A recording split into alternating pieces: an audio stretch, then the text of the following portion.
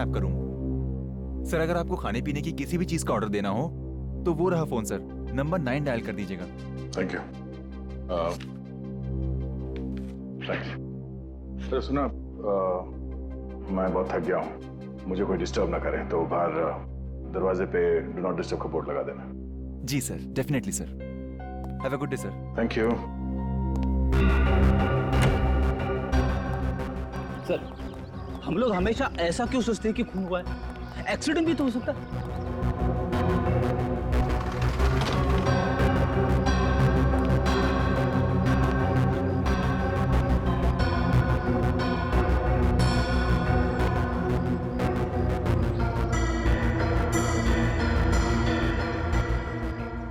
हमारे आने से पहले यहाँ की पुलिस भी तो 8-9 दफा छानबीन कर चुकी है ना।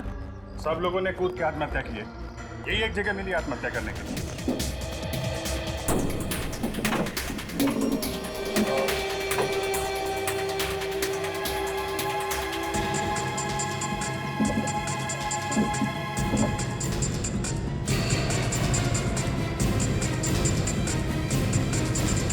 मुझे तो लगता है कमरे में आत्माएं घुस गई है।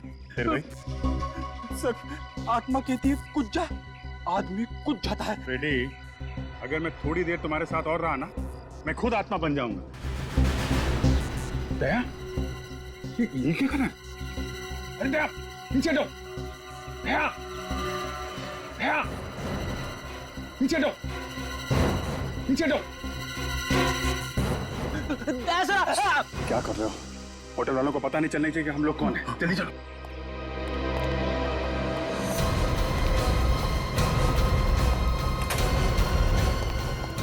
अरे ये क्या पागलपन है? नीचे उतरो यार। सर प्लीज नीचे उतर जाइए। आप आत्महत्या क्यों करना चाहते हैं? रेडी, मैं आत्महत्या क्यों करूंगा? मैं अभी तक तुमसे इतना परेशान नहीं हुआ हूँ। नहीं यार, हम लोग नीचे खड़े थे तो तुम चेयर के ऊपर खड़े होकर बालकनी के इतने पास में थे, हमें लगा कि तुम आत्महत्या करने वाले हो। अच्छा हुआ सर आपने नीचे जंप नहीं किया, वरना होटल के स्टाफ वालों को पता चल जाता कि हम लोग कौन है। अब जीतिए, देखो यहाँ से नीचे कूदने के लिए मुझे इस कुर्सी की जरूरत नहीं है, कुर्सी के बगैर भी मैं ऐसे कूद सकता हूँ। लेकिन अगर किसी और को नीचे फेंकना पड़े, वो भी इस तरीके से कि वो मुंह के बल गिरे, इसके लिए चेयर का इस्तेमाल करना पड़ेगा। ये निशान देखो, एक कुर्सी से लगा हुआ निशान है। एक कुर्सी यहाँ पर बार बार रखने से ये निशान आया है। आत्माएं चढ़ रही है कुर्सी पे। आत्मा नहीं है फ्रेडी, खूनी है। खूनी खूनी ने लक्षिता को और बाकी लोगों को इस चेयर का इस्तेमाल करके नीचे फेंका है। खूनी ने।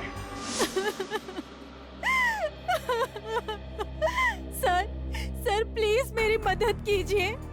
होटल ब्लू रॉबिन में मेरी बेटी का खून हुआ है, मगर कोर्ट घर की पुलिस ने इसे आत्महत्या करार कर दिया है। माया जी, आप चिंता मत कीजिए। अगर आपको लगता है कि ये आत्महत्या नहीं हत्या है तो हम हत्यारे को जरूर पकड़ेंगे, लेकिन पहले आप प्लीज पूरी बात बताइए। सर रात को 2 बजे होटल से फोन आया कि मेरी बेटी लक्षिता ने अपने कमरे से कूदकर सुसाइड कर लिया है।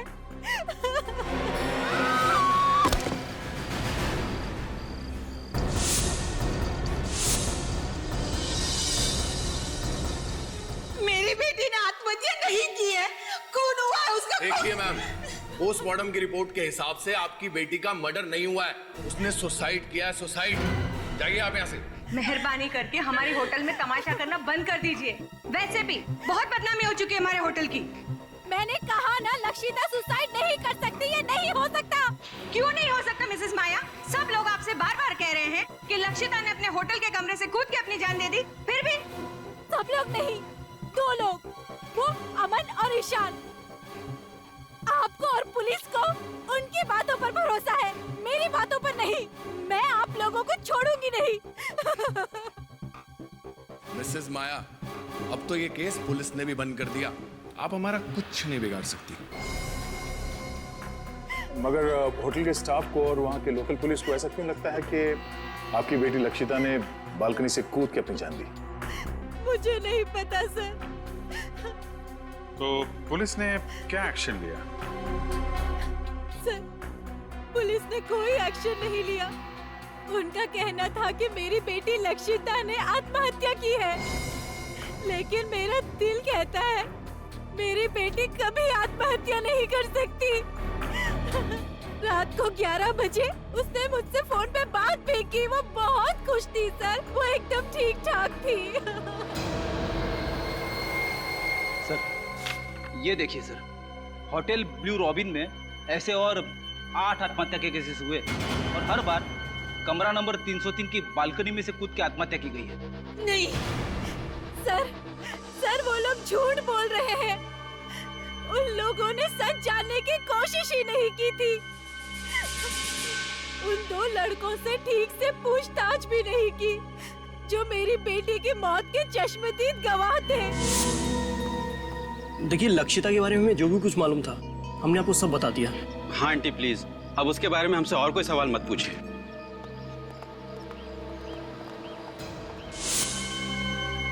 सर ये रिपोर्ट देख लीजिए।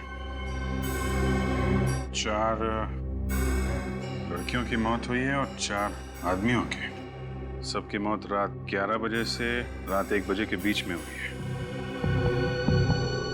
और पुलिस को किसी पे शक नहीं। हाँ सर, उनका कहना है कि लक्षिता की तरह बाकी 8 लोगों ने जब कमरा नंबर 303 की बालकनी में से कूद के आत्महत्या की तब कमरे में और कोई नहीं था। पूरा कोटघर उस होटल की बालकनी को भूतिया बालकनी कहता है। आखिर उस होटल में ये सब हो क्या रहा है? ये तो पता लगाना पड़ेगा दया। 9 अलग अलग लोगों ने एक ही कमरे की बालकनी से कूद के आत्महत्या क्यों की? आखिर ऐसा है क्या उस बालकनी में? इस कमरे में बहुत बड़ा राज छिपा हुआ है। होटल के स्टाफ को और होटल के मालिक को सब पता होगा ये सब क्यों हो रहा है। जब नीचे रिसेप्शन में मैंने यही कमरा मांगा तो होटल का मालिक रेयांश और बाकी के स्टाफ मेंबर्स का चेहरा एकदम फीका पड़ गया था। हम लोग यहाँ करीब 1 हफ्ते रहेंगे। हमने यहाँ पास वाले केंद्र में औरतों की सुरक्षा और शिक्षा के लिए एक अभियान का आयोजन किया है। बहुत अच्छा काम कर रहे हैं आप लोग। हाँ वो तो है। मेरा नाम रेयांश है, मैं इस होटल का मालिक हूँ और ये मेरे मैनेजर हैं समर्थ। ये पर्सनली आपकी जरूरतों का ध्यान रखेंगे और आपको यहाँ कोई प्रॉब्लम नहीं होगी। सर, पीछे वाली विंग में आप लोगों के लिए रूम्स रेडी कर दिए गए। पीछे वाली विंग में एक दुविधा है। हम चाहते हैं कि पीछे वाले विंग में नहीं बल्कि आगे वाले विंग में कमरा मिल जाए तो। आगे वाले विंग में हाँ, और अभी टॉप फ्लोर हो तो और भी बेहतर। टॉप फ्लोर सर, वो एक्चुअली वो तो सकता है, लेकिन कोई दिक्कत है तो कोई बात नहीं, परितोष हम कहीं और होटल में चेक इन कर लेते हैं। नहीं नहीं सुदर्शन जी, दूसरे होटल में क्यों जाएंगे? ये है ना मालिक जी, रेयांश जी, आप देखिए ना, इनके पसंद का कमरा दीजिए ना इनको। ठीक है, बस तो प्रॉब्लम क्या है? आप हमें कमरा दिखा दीजिए, जो पसंदीदा कमरा है वो हम चुन देंगे। ठीक है सर। सर 1 मिनट, कुछ सर अब क्या करें? देखो 1 लाख का सवाल है, ठीक है ना, और वैसे की वैसे ही बहुत जरूरत है हमें इस टाइम पे। कमरा दे देते हैं, बाकी इनकी किस्मत। ओके सर, ठीक है, चलो चलो चलो। और सुनो, ये सर को रूम्स दिखा दो। Okay sir. ये सामान ले लीजिएगा। जी सर। ये संभाल के संभाल के।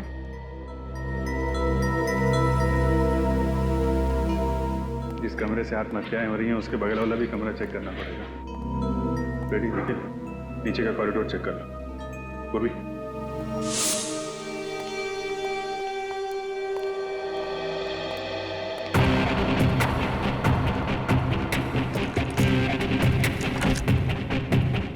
ध्यान से देखो, इस कमरे से बगल वाले कमरे में जाने का कोई खुफिया रास्ता है?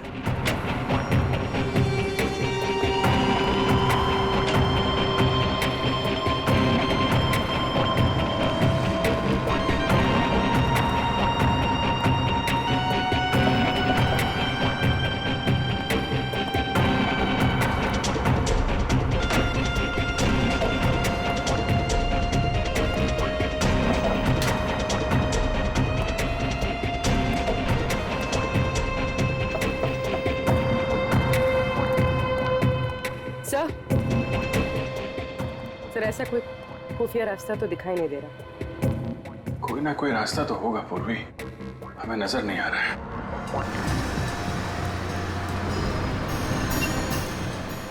अरे भाई साहब, लोकेश लौकी आप ही हैं? जी साहब, लकी मैं हूँ।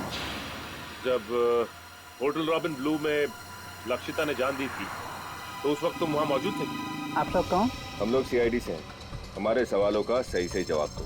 लक्षिता मैडम ने होटल का कैमरा नंबर 303 से कूदकर अपनी जान दी। पुलिस वाले ने यही रिपोर्ट दी, होटल वाला सब जानते हैं। अच्छा ये बताओ, जब लक्षिता की मौत हुई 2 लड़के होटल की लॉबी में अपने दोस्त को ढूंढते हुए आए थे, जानते हो उन 2 लड़के? जी साहब, मैं जो जानता हूँ सब सच सच बताता हूँ साहब। वो दोनों लड़के का नाम अमन और ईशान है। दोनों डीपी बाई कॉलेज में पढ़ते हैं साहब।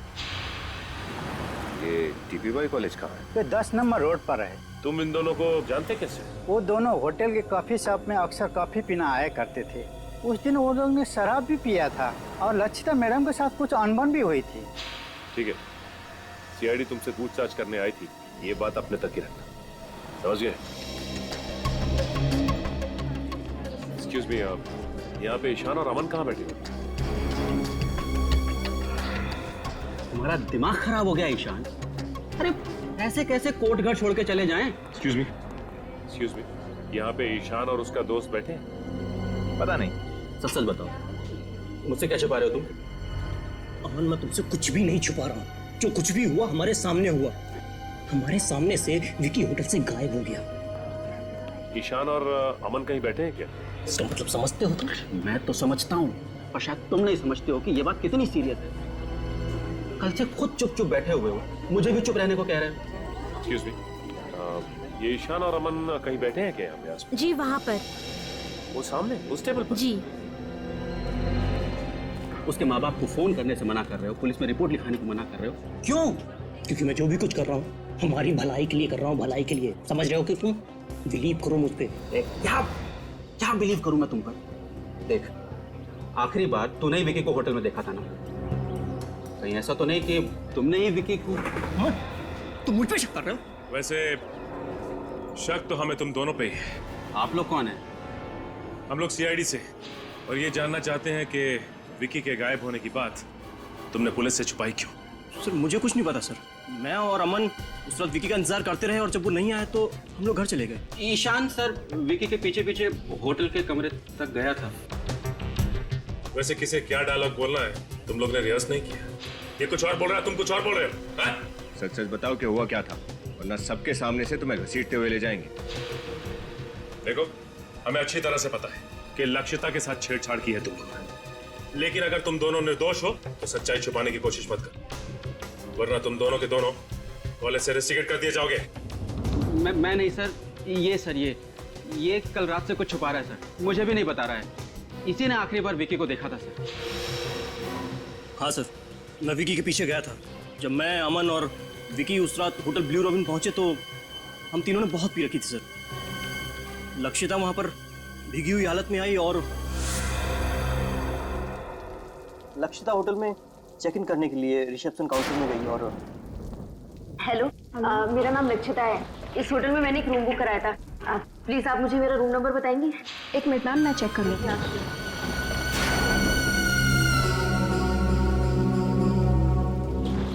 सॉरी मैम, हम वो रूम आपको नहीं दे सकते। मैंने आपके होटल में रूम बुक कराया था।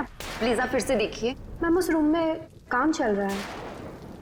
आपके होटल में कुछ भी काम चल रहा हो, ये मेरी प्रॉब्लम नहीं है। आपके होटल में मैंने रूम बुक कराया था और इसके लिए मैंने आपको एडवांस भी दिया था। अब मुझे मेरा रूम चाहिए बस। मैम आप यहाँ लॉबी में ही वेट कर लीजिए, सुबह तक कोई ना कोई रूम खाली हो जाएगा। क्या? यहाँ इस भीगी हुई हालत में इनके साथ? इन्होंने तो शराब पी रखी है। इनके साथ मैं सुबह तक इस लॉबी में बैठने वाली नहीं हूँ। कैसे कैसे लोगों को आप अपने होटल में आने देते हैं? देखिए सर, आप कैसे कर रहे हैं अपने क्लाइंट के साथ? मैंने ऑलरेडी एक रूम बुक कराया था और आप बोल रहे हैं अब उसमें रिपेयरिंग का काम है। मैम मेरा नाम समर्थ है, मैं इस होटल का मैनेजर हूँ। ओह, क्या प्रॉब्लम है? सर, मिस लक्षिता को जिस विंग में रूम दिया था उस विंग में काम चल रहा है। ओह, तो दूसरी विंग में कोई रूम खाली? विंग बी में एक रूम है पर वो सुबह खाली होगा, तब तक इन्हें यहीं लॉबी में वेट करना होगा। वो मैं हरगिज करने वाली नहीं हूँ। अगर आप लोगों को प्रॉब्लम थी तो आपको मेरी बुकिंग एक्सेप्ट ही नहीं करनी चाहिए थी। Relax ma'am. मैम ओफो, शहर में मैं किसी को नहीं जानती हूँ। सर वो ए विंग में 3rd फ्लोर पे वो रूम था ना, क्या नंबर था उसका? तो ठीक है ना, आप वो रूम मुझे दे दीजिए प्लीज सर, थोड़ा सा जल्दी कर दीजिए, मैं ऑलरेडी पूरी भीगी हुई हूँ। रिलैक्स। एक काम करो, बेल बॉय को कॉल करो और मैं एक बार सामान रूम में शिफ्ट करवाओ। जब तक आप ये फॉर्मेलिटीज कंप्लीट कर श्योर।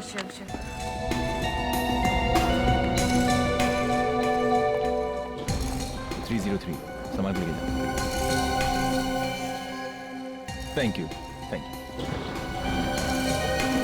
और यहाँ विक्की मानने को तैयार ही नहीं हो रहा था। उसे बहुत गुस्सा आया था लक्षिता पर। तुम बैठो, मैं देखता हूँ। ये रखिए कहीं को सब बखेड़ा खड़ा ना कर दे। एक मिनट। उसे रोकने के लिए मैं उसके पीछे गया था, मगर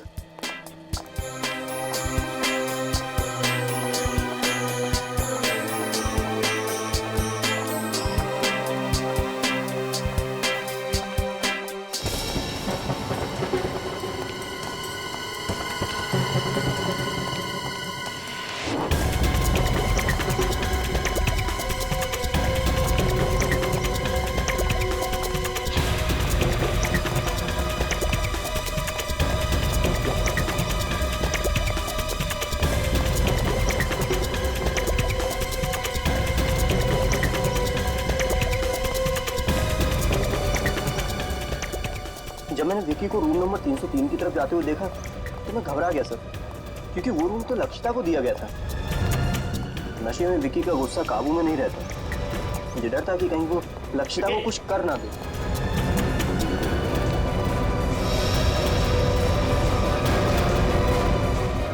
विक्की! आप यहाँ क्या कर रहे हैं? आप तो हमारे होटल के गेस्ट नहीं हैं।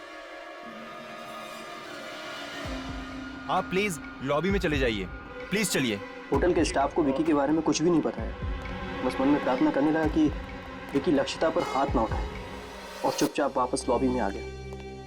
चलो, बहुत देर हो गया। कहाँ रह गया यार ये? 3 घंटे बीत गए सर, फिर भी जब विक्की वापस नहीं आया तो अमन और मैं होटल से चले गए। और क्या करते सर, बारिश भी रुक गई थी। अब होटल लॉबी में बैठने का कोई भी बहाना नहीं था हमारे पास। जिस लड़की से कुछ देर पहले हम लोग झगड़ रहे थे, उसे हमारे सामने दम तोड़ते हुए देखकर हम लोग बौखला गए। डर के मारे हमने ऊपर रूम की तरफ नहीं देखा। समर साहब जल्दी आइए। समर साहब देखिए। Oh my God.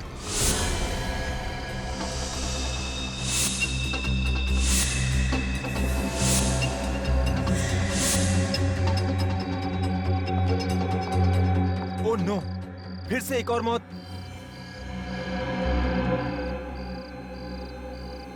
Miss Lakshita. 303। Sir, Riyansh sir को इन्फॉर्म करना होगा। हाँ, रियांश सर को फोन करके उठाओ। और तुम लक्षिता के रूम में जाकर चेक करो, इसका सेल फोन होगा, उसमें इसके घर वालों का फोन नंबर होगा, और इस हादसे के बारे में इसके घर वालों को इन्फॉर्म करो। रूम नंबर 303 की 9वीं दुर्घटना है, फिर से पुलिस को बुलाना पड़ेगा। और उसके बाद अगले दिन हम फिर से विकी को ढूंढने होटल में गए थे सर, लेकिन पुलिस वहाँ पहले से पूछताछ कर रही थी और तब तक भी विकी का कुछ पता नहीं चला था। और तुम दोनों अब तक चुप रहे? हाँ? हो सकता है कि लक्षिता की मौत की वजह विकी हो।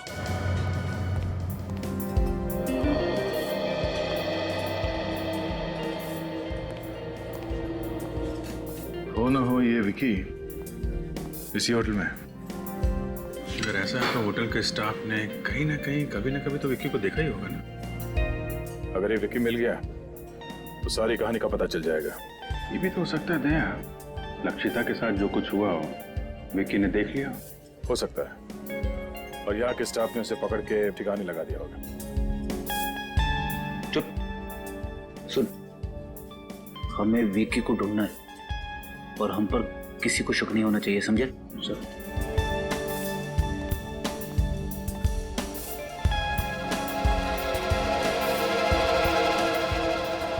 चले भाई, चलो उधर। क्यों रे फेंकू? हाँ, बहुत ऊंचा ऊंचा फेंक रहा था ना। क्या हुआ? पैसे का क्या हुआ? हाँ, कब दे रहा है? इंस्टॉलमेंट निकालता है कि इधर ही तेरा डाउन पेमेंट कर डाले। देखो, पहले छोड़ो मेरे बेटे को, छोड़ो इसे। इसे कहो कि हमारी पैसे डिले कर दे, हम हमारी पकड़ भी डिले कर देंगे। एक्सक्यूज मी, एक प्लीज। रेयांश से आपको जो भी प्रॉब्लम है, लेकिन ये कोई तरीका नहीं है शरीफ आदमी से इस तरीके से बात करने का। शरीफ, बहुत देख ली इसकी शराफत। देखिए माँ जी, अपने बेटे को कहिए कि हमारे पैसे जल्दी से जल्दी चुका दे, वरना इस जगह को ताला लगने में थोड़ा भी टाइम नहीं लगेगा, समझा? चले छोड़ो।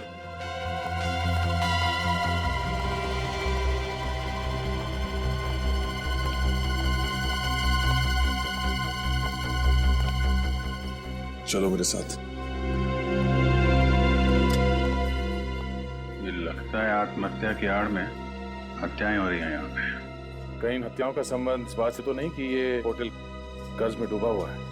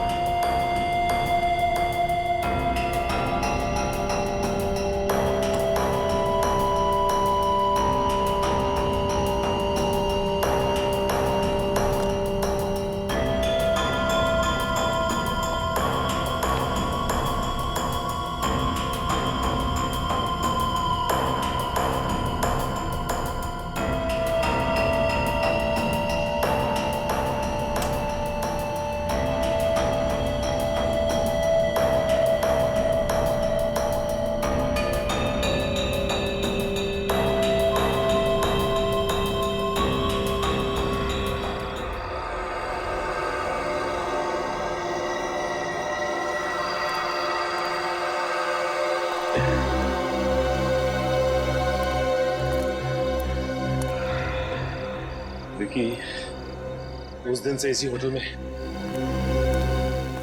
लेकिन होटल वालों को पता ही नहीं। ऐसा तो नहीं कि विकी का भी मर्डर हो गया? सर मुझे तो लगता है कि इन्होंने विकी की लाश को इस होटल के बाहर के ठिकाने लगा दिया।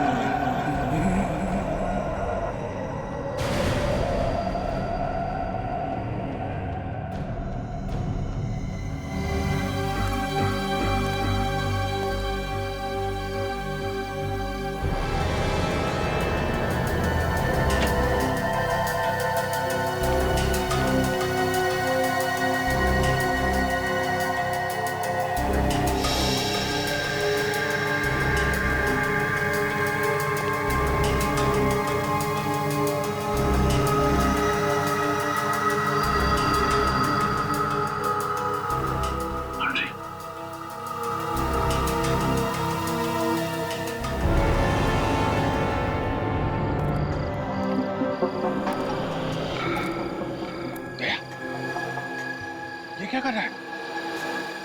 अरे अरे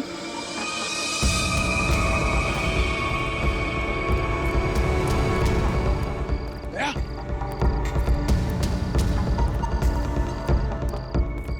अरे दया, क्या कर रहे हो? दया सर, अरे क्या कर रहा है ये? दया, क्या कर रहे हो?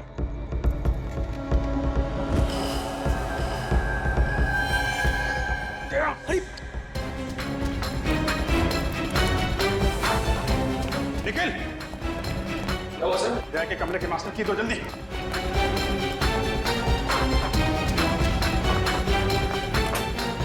दया, ये क्या कर रहे हो? दया, जल्दी, दया, इसको लेटो इधर जल्दी। संभल के।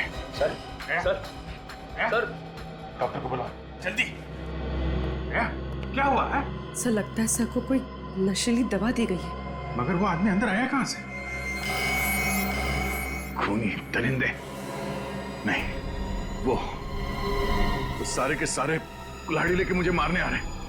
नहीं, और वो औरत, उससे कहो कैसे चीखे नहीं। मैं पागल हो जाऊंगा। पागल हो जाऊंगा मैं, पागल हो जाऊंगा मैं कह रहा था ना सर, कमरे में आत्मा है, कमरे में आत्मा आती है। Shut up Freddy.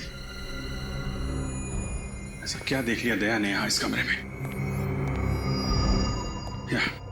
आइए डॉक्टर साहब, डॉक्टर साहब आइए, आइए। डॉक्टर प्लीज जल्दी देखिए। मेरे दोस्त को भ्रम हो रहा है कि कई लोग इसे मारने आए थे। मैं अभी चेक करता हूँ।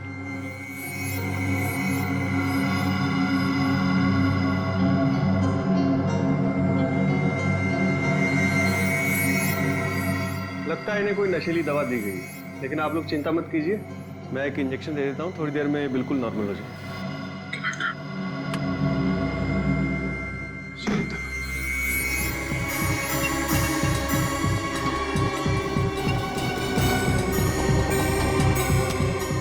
ये तो बंद है। मेरी एक बात समझ में नहीं आ रही है कि जिस होटल के आधे से ज्यादा कमरे बंद हैं, यहाँ तक कि पेंट्री शॉप और स्टोर रूम भी बंद है, उसमें इस लॉन्ड्री रूम का बंद होना कुछ अजीब सा लग रहा है। मैं काम करता हूँ। एक्सक्यूज मी सर, क्या मैं आपकी मदद कर सकता हूँ?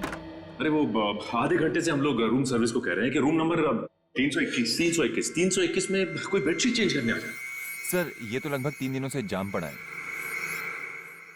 मैं दूसरे विंग से बेडशीट भिजवाता हूँ। प्लीज थोड़ा जल्दी कीजिए। Okay okay sir. सर 3 दिन पहले तो लक्षिता की मौत हुई थी। एक काम करते हैं, अंदर चलते हैं, सब पता चल जाएगा। अब कैसा लग रहा है दया तुम्हें? क्या हुआ? तुम सब लोग यहाँ कैसे? दया तुम नीचे कूदने वाले थे। I mean, कोई तुम्हें खिड़की से नीचे फेंकने की कोशिश कर रहा था। हम लोगों ने नीचे से देखा और चिल्लाए तो शायद वो आदमी भाग गया, लेकिन हुआ क्या था यहाँ इस कमरे में? अजीत, मैं इस कमरे में 10:40 में आया और अंदर आके मैंने पहले ये दरवाजा अंदर से बंद किया, फिर उसके बाद मैंने ये लाइट स्विच ऑफ कर दिए और यहाँ बेड पे लेटा हुआ था कि अचानक मेरा सर घूमने लगा। ऐसे लगा जैसे इस तरफ से बहुत सारे लोग कुल्हाड़ी लेके मुझे मारने आ रहे हैं। उसके बाद शायद मैं बेहोश हो गया। अगर अभिजीत, अगर मैं बेहोश था तो खुद अपने आप उस चेयर पर नहीं चल सकता था। इसका मतलब है कोई और यहाँ इस कमरे में आया था। हाँ दया, मगर निखिल बाहर पहरे पे था तो आदमी अंदर आया कैसे? और हमारे आने से पहले वो भागा कहां से? दरवाजा तो अंदर से बंद था।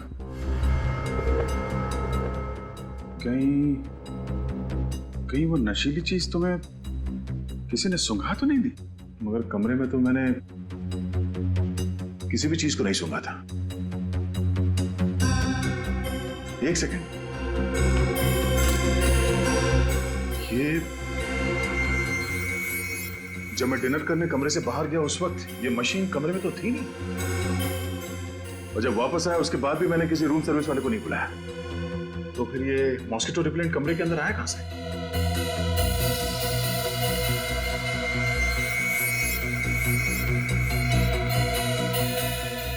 तो इसमें है वो नशीली दवाई। तभी जिन जिन लोगों को इस कमरे से फेंक के खून किया गया था, उनकी पोस्टमार्टम रिपोर्ट में ड्रग्स का नामो निशान नहीं था। सबको ये नशीली दवाई सुंघाई गई थी, जिसकी वजह से वो बेहोश हुए थे और उनका खून कर दिया गया। फिर से चेक करते हैं कमरा।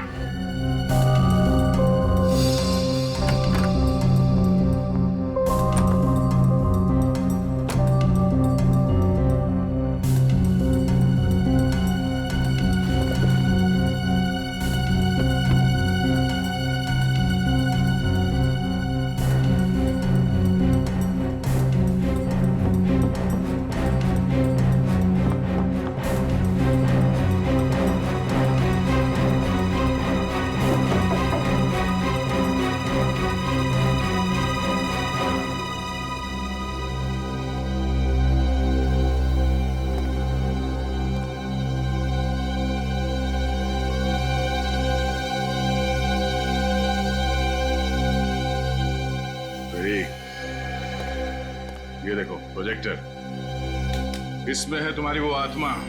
प्रोजेक्टर में आत्मा? हाँ, इसमें वो इमेजेस लोडेड है जो मुझे दीवार पे दिखी थी, और 3D इमेज होने की वजह से मुझे लगा कि वो इमेजेस जिंदा है, जो मेरी तरफ मुझे मारने के लिए आ रही है। सर, ये प्रोजेक्टर रिमोट कंट्रोल के जरिए इस कमरे के बाहर से भी ऑपरेट हो सकता है।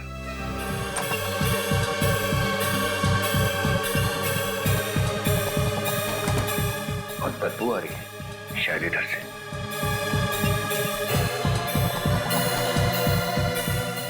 माय गॉड, क्या?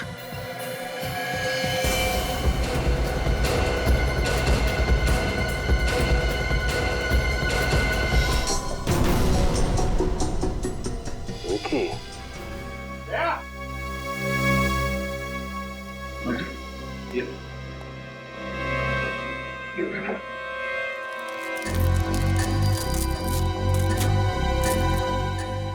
ये देखा, ये है वो खुफिया रास्ता है जहां से वो खूनी इस कमरे में आता जाता था।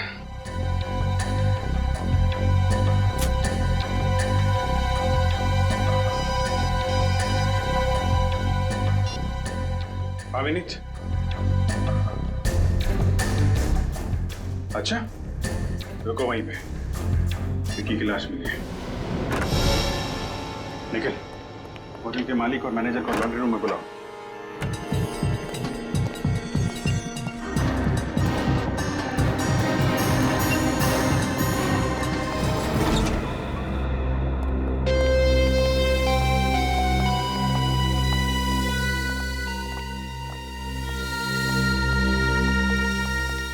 ओह माय गॉड!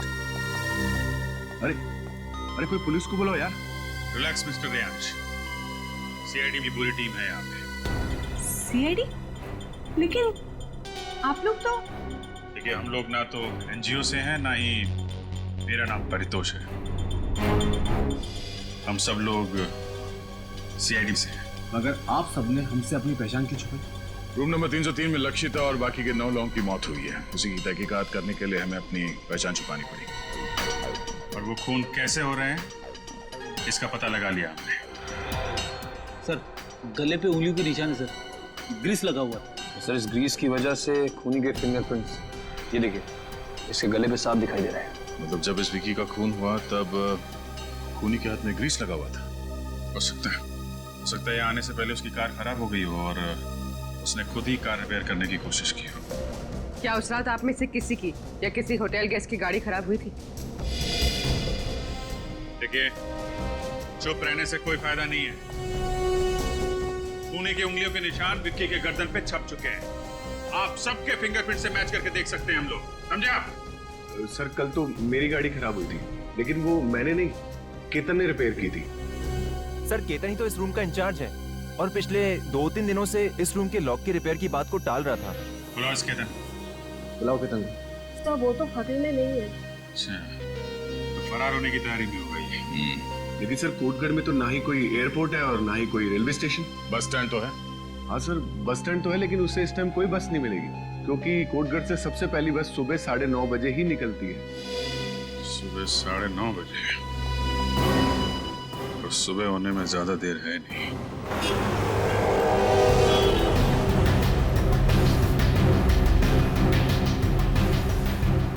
मुंबई जाने वाली पहली बस डिपो से 9:30 बजे निकलेगी। उसे किसी भी हाल में डिपो में दबोचना बहुत जरूरी है। सर, अगर हम रात को ही डिपो पे पहरा देते तो शायद ठीक रहता। नहीं विनीत, वार तब करना चाहिए जब लोहा गर्म हो। अगर केतन को पता चल जाता कि हम बस डिपो पे उसका इंतजार कर रहे हैं तो वहां से भागने का कोई और रास्ता निकाल लेता।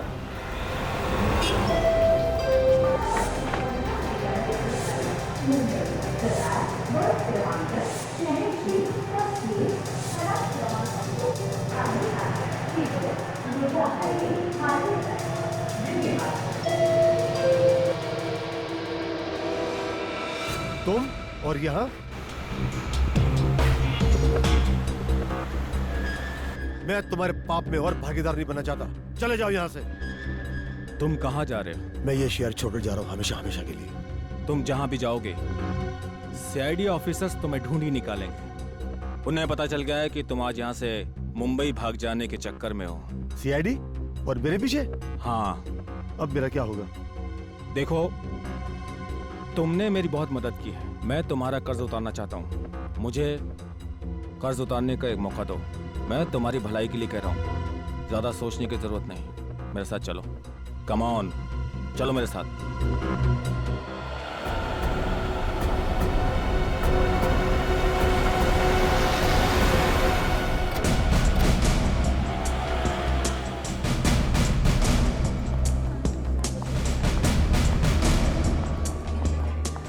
एक्सक्यूज मी, आपने ये आदमी को देखा है कहीं?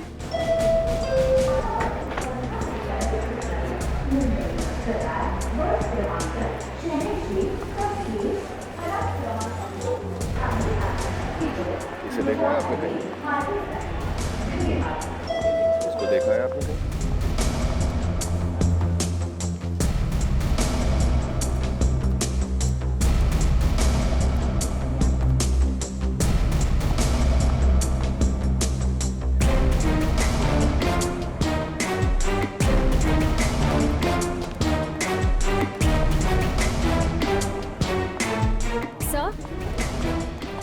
केतन को यहाँ किसी ने नहीं देखा। नहीं बेटा,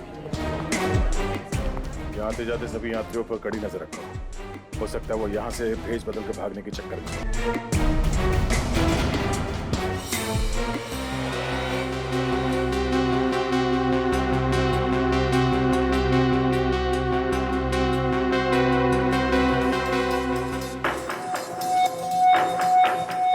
तो मुझे कहाँ ले जा रहे हो? आखिर यहाँ से बचकर भागने का प्लान कर रहा है। मौत। मौत? किसकी मौत? तुम्हारी मौत। आखिर ऐसे कब तक भागते रहोगे? मैं तुम्हारी तोड़ को ही खत्म कर देता हूँ। हर क्राइम में तुम मेरे साथ रहे हो। तुम मेरे सच्चे साथी हो। तुमसे बिछड़ने का मुझे बहुत दुख होगा। मतलब ये है।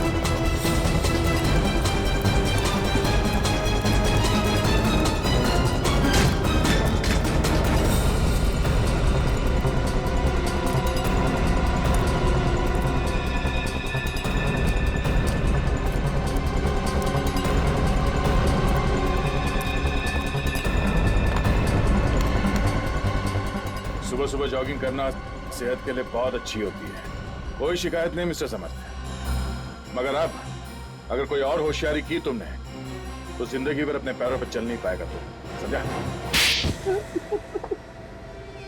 सारे समर्थ हमारे सर सब इसी की अंधेरे में सब कुछ हो रहा है। तो फिर तुमने समर्थ का साथ क्यों दिया? साल की वजह से।